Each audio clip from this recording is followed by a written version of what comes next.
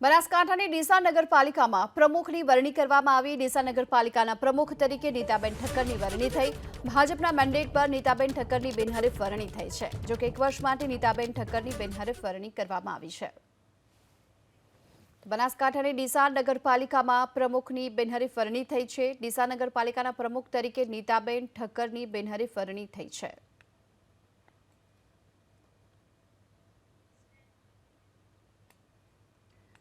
બનાસકાંઠાની ડીસા નગરપાલિકામાં પ્રમુખની વરણી કરવામાં આવી। ડીસા નગરપાલિકાના પ્રમુખ તરીકે નીતાબેન ઠક્કરની વરણી થઈ। ભાજપના મેન્ડેટ પર નીતાબેન ઠક્કરની બિનહરીફ વરણી થઈ છે। જો કે 1 વર્ષ માટે નીતાબેન ઠક્કરની બિનહરીફ વરણી કરવામાં આવી છે। બનાસકાંઠાની ડીસા નગરપાલિકામાં પ્રમુખની બિનહરીફ વરણી થઈ છે। ડીસા નગરપાલિકાના પ્રમુખ તરીકે નીતાબેન ઠક્કરની બિનહરીફ વરણી થઈ છે।